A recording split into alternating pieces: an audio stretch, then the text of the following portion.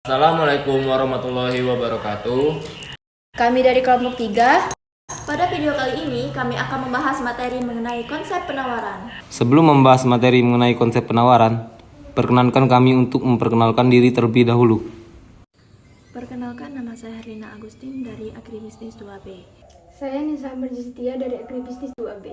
Saya Harun Rasid dengan nomor NIM 20521111007. Nama saya Berry Febrian dari kelas 2B Agribisnis. Nama saya Amari Paldi dari jurusan Agribisnis 2B. Nama saya Awaludin dari Agribisnis 2B, di mana materi tersebut telah kami rangkum dalam sebuah video. Penawaran adalah banyaknya barang dan jasa yang tersedia dan dapat ditawarkan produsen kepada konsumen. Penawaran paling sering digunakan untuk merujuk kepada barang, jasa, dan tenaga kerja. Penawaran dipengaruhi oleh beberapa faktor, diantaranya adalah harga barang, harga bahan baku, tingkat teknologi yang digunakan, serta jumlah produsen yang ada di pasar.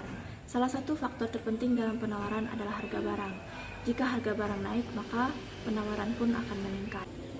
Penawaran oleh produsen akan meningkat jika harga barang naik, karena semua perusahaan ingin memaksimalkan pendapatannya. Hukum penawaran adalah aturan utama dalam penawaran. Hukum penawaran mempertimbangkan faktor-faktor yang mempengaruhi produsen saat melakukan penawaran barang atau jasa kepada konsumen. Hukum penawaran berbunyi, bila tingkat harga naik, maka jumlah barang yang ditawarkan pun akan naik. Begitupun sebaliknya, bila tingkat harga turun, maka jumlah barang yang ditawarkan pun akan turun. Maksudnya adalah saat penawaran terhadap barang meningkat, maka harga yang ditawarkan pun akan semakin tinggi. Begitupun sebaliknya, bila penawaran terhadap barang menurun, maka harga yang ditawarkan pun akan semakin rendah. Kurva penawaran. Kurva penawaran adalah kurva yang menghubungkan titik potong antar harga barang dan jumlah barang yang ditentukan. Kurva penawaran memiliki kemiringan atau gradien positif, yang dimana sumbunya bergeser dari sisi kiri ke kanan atas. Pergeseran kurva penawaran dapat terjadi apabila kondisi tidak ceteris atau pribus. Mekanisme pergeseran kurva penawaran. Yang pertama, apabila penawaran naik, maka kurva bergeser ke kanan. Yang kedua, apabila penawaran turun, maka kurva bergeser ke kiri. Fungsi penawaran. Fungsi penawaran pada hukum penawaran adalah adanya hubungan antara komoditas dengan jumlah yang ditawarkan. Hubungan antara harga dengan penawaran selanjutnya akan selalu berbanding lurus. Di sini ada contoh rumus bentuk fungsi penawaran pada hukum penawaran. P sama dengan A ditambah BQ. Q sama dengan A ditambah BP.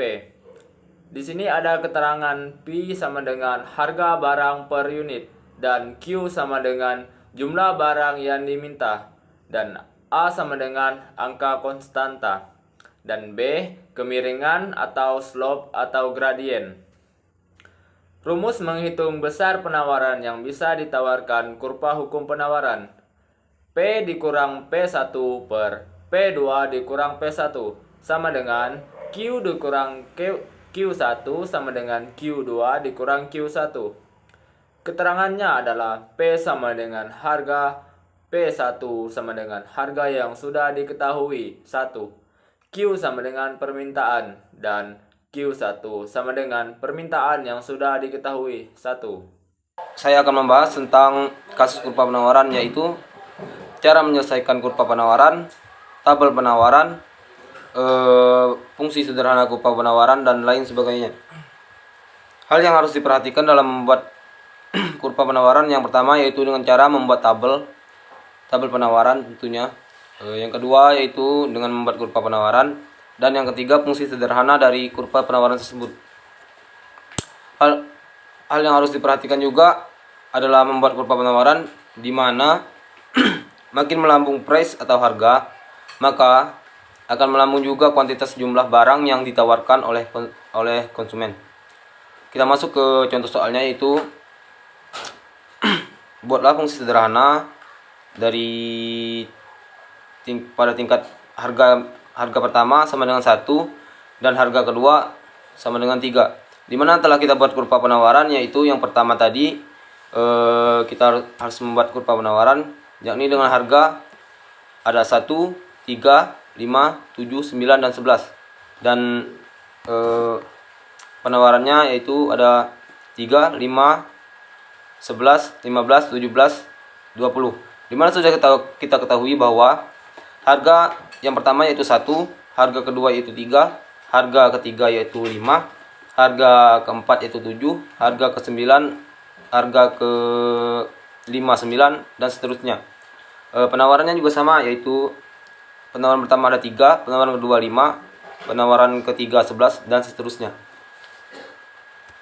Baiklah, kita masuk ke persamaan yang pertama, yaitu di mana harga dikurangi, kita masuk ke rumusnya dulu, yaitu harga dikurangi dengan harga pertama dibagi dengan harga kedua dikurangi harga pertama, sama dengan penawaran dikurangi penawaran yang pertama dibagi penawaran yang kedua dikurangi dengan penawaran pertama.